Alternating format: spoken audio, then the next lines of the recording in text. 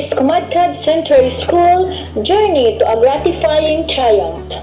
Cumadcad Central School is situated in the western portion of the town of Castilla in the province of Sorsogon, positioned just a few meters away from the main highway. The school is housed in a 13,495 square meter lot and is being managed by a school principal 2 with 31 permanent teachers, 2 ADAs and 1 administrative officer.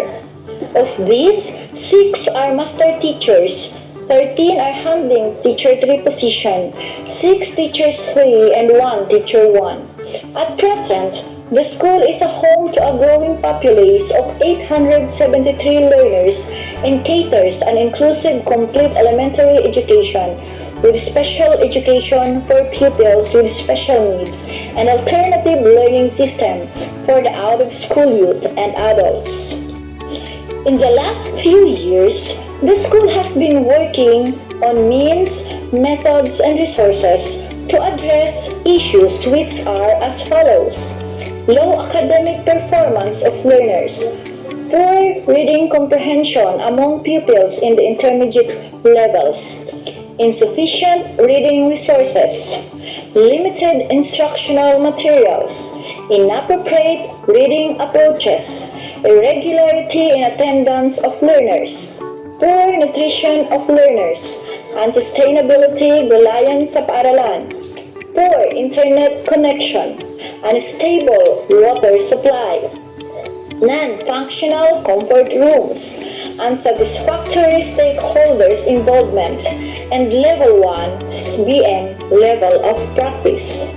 To resolve the existing issues on the low academic performances of learners, the teachers devoted a 30-minute remedial instruction session every afternoon, allotted specifically to those who have difficulty in covering the lessons in different subject areas. During this time, the pupils will be assisted by their respective advisors and teachers to work on the lessons they are struggling with. With regards to the poor reading comprehension and reading levels of pupils, the teachers, as initiated by the school reading coordinator, have designed interventions to augment the reading skills, which include establishment of school reading kiosks where pupils were grouped according to levels and needs and provided activities to master the different domains. Reading Barkadahan is an activity initiated by the SPG which provided avenue for pupils to be engaged in reading during their free time. School Reading Card, another SPG-initiated activity that served pupils with an assortment of reading materials delivered using a card to encourage pupils to read in their free time. Mystery Readers are where pupils are grouped according to levels and listen to story being read by a mastery reader. The aim is to improve in listening and comprehension skills. Kwento ng Kabarangay Ko, a reading session where pupils listen to story being read by an invited guest. For the development of listening comprehension skills and to encourage pupils to read. The launching of the Brigada Pagbasa reading sessions executed by volunteers within the community has shown literacy improvements, and the utilization of multi-factored assessment tools or INFAT has been adopted at all grade levels. As to the issues pertaining to the insufficiency of reading resources and limited instructional materials, specifically for the reading interventions or remediations, the school employed the tools developed by the school CI team, which include vocabulary enhancement materials, diverse reading resources that can be beneficial in teaching reading, and compilations of reading materials for various levels have been made available to the teachers. When it comes to addressing the issues on irregularity in attendance of pupils, the school organized home visitation schedules for those who were found to have difficulty in coming to school on a regular basis. Likewise, parent-teacher conference is conducted regularly to update parents of the pupil status. A Activity sheets were also provided to help pupils cope with the lesson. To help teachers provide appropriate approach, specifically in teaching reading, the school CI team has been tasked to orient and have teachers adopt the enhanced DLP for explicit approach developed by the team and utilize the resources they have developed. Such approach serves as an effective tool in helping struggling readers to read, while the vocabulary enhancement tools can be modified according to pupils' levels. To aid the school feeding program, the school has organized and regulated a sustainable gulayan sa paaralan. Each grade level was encouraged to grow vegetables aside from the produce coming from the vegetable garden initiated by the 4-piece members. This provided substantial support to the regular feeding program of the school. The advantage of having the school equipped with a stable internet connection through the school subscription under the PLDT plan has been beneficial in providing valuable lessons resources to the learners. Pupils have enjoyed dealing with online lessons in their TLE subjects. The provision of stable water supply in the 23 classrooms and offices has been beneficial in maintaining a safe, clean, comfortable, and sensible learning environment. The establishment of water and sanitation washrooms played a significant role in maintaining a hygienic, safe, and within-reach rooms for the pupil populace convenience. Establishment of washing facilities in every corner of the school to maintain a safe and hygienic environment.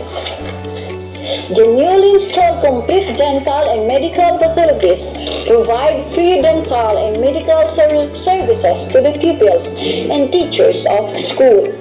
The provision of complete computer facilities as part of the DepEd computerization program, LED TV, DOST computer set, and printers has had remarkable impact in facilitating worthwhile online or computer classes. The launching of the Project Wheel, which aimed at strengthening stakeholders' involvement in school, has been a constructive measure that reinforced participation among parents and other stakeholders in the activities of the school, especially during Brigada. Raffle draws has been organized as part of the program to encourage more participation from the stakeholders. LGU and NGO's involvement to the school has been intensified as seen in the donation of reading materials, school supplies, health supplies, and washing facilities. The construction of a multipurpose hall at the school ground, funded by a cubicle party list, a project realized through the initiative of the active SGC officers, is one of the concrete confirmation of the stakeholders' dynamic involvement of the school. Monthly Brigada Plus is religiously observed. On the onset of pandemic, topical schemes have been incorporated to aid pupils in the learning process. The present situation has compelled teachers to consider how technology could be used to keep learners safe and at the same time engaged in learning. Hence, the use of private Facebook groups serve as a significant vessel in the learning process. Personalized one-on-one lessons through home visitations is being carried out to help them catch up, better understand the lesson, and at the same time, again, valuable social skills. Outdoor reading sessions are being conducted by the teacher on wetting sheds, barangay kiosks, pavements, or open places where people stay and can be accommodated while observing health standards. The Project STAR, which stands for Success Through Active Reading, is designed to minimize cases of pupils at the primary levels who need refresher through provision of appropriate and sufficient interventions. The Project Class, which stands for Pupils Learning and Utilizing Skills in Math, is aimed at the improvement of pupils' skills on the 4 fundamental operations, specifically at the primary levels. The Red and LAG scheme, a reading remediation for the intermediate levels designed to lessen cases of pupils falling under frustration levels. Programs and projects conducted, these are the following impact. Promotion rate among pupils gradually increased from 92 to 99%. Improved reading comprehension skills was evident among the grade 4 to 6 pupils from 48 to 75%. Decrease in the number of pupils at the primary levels who need to undergo refresher from 53 to 10%. A significant drop in the number of pupils at the primary level who fall below 75% PL on the 4 fundamental operation from 45 to 10%. Evident number of pupils who excel in given awards in the district and municipal and division level competitions like journalism, IMTAP, spelling bee, easy writing contest, slogan poster making contest, story reading and telling contest. Abrupt increase in the participation rate among stakeholders from 57 to 99%. Involvement of NGOs and LGUs to the programs and projects of the school has been intensified as stipulated in the donation records of school supplies, health supplies, and reading materials to the school. Reduced incidence of severely wasted and wasted children. Sustainable gulayan sa paaralan is consistently conserved. School has been also awarded as one of the best brigada implementers in the division and regional levels during the school year 2019. Teacher from Cumadcad Central School has been also awarded as one of the inspiring teachers and the school head as one of the inspiring school heads division level during Teachers Day celebration school year 2020-2021. And lastly, the school was validated as SBM level 2. Asa mo akong organisasyon padagos na masuporta sa gabos na programa asin proyekto kan sa tuyang eskwelahan. Mawat mi po na magtarabangan kita asin magkasaro para sa sarong ulit ay kakaraigan dito. Congratulations sa Cumadcad Central School for having a school-based management best practice. Nakita naman natin ang ganda ng gulayan sa paaralan, yung mga reading kiosk, yung Brigada Eskwela, multi-awarding yung Cumadcad Central School. And the local government unit, continue yung support namin katulad ng ALS, alternative learning natin, yung ating SPED, and of course yung SEP, Special Education Fund, nandyan pa rin yung aming support. And nakikita naman namin na napakagaling ng mga teacher sa pamumuno ng ating napakasipag na school principal. To further reinforce the ongoing projects and programs of the school relative to pupils' academic performances, the following scheme has been conceptualized. The Community Reading Mobile, a reading activity to be executed in partnership with the barangay officials. A reading van carrying an assortment of reading materials will be scheduled to provide reading opportunities to pupils in every purok within the barangay once a week. The Parents Lead Pupils Read Project, a reading project in partnership with the parent stakeholders, will conduct and manage reading sessions to pupils within the purok. Establishment of purok reading kiosks, where pupils can stay and read books to enhance their reading skills and develop the value of love for reading. Team Reading and Learning, a project where a group of pupils from diverse levels will meet and conduct reading sessions led by an independent reader. The school hopes to be able to establish also radio, TV-based instructions through the LGU radio, TV stations to better serve our clientele in the learning course. Cumadcad Central School would like to convey our profound gratitude and appreciation to the following officials and individuals without whose generous support we would not be where we are today.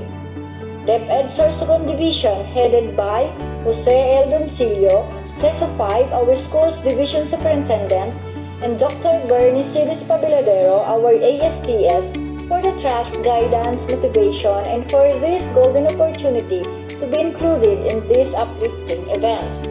The District Supervisor of Castilla West, Dr. Salina P. Borabod, that any attempt at any level of these SBM projects cannot be competently realized without your support and encouragement.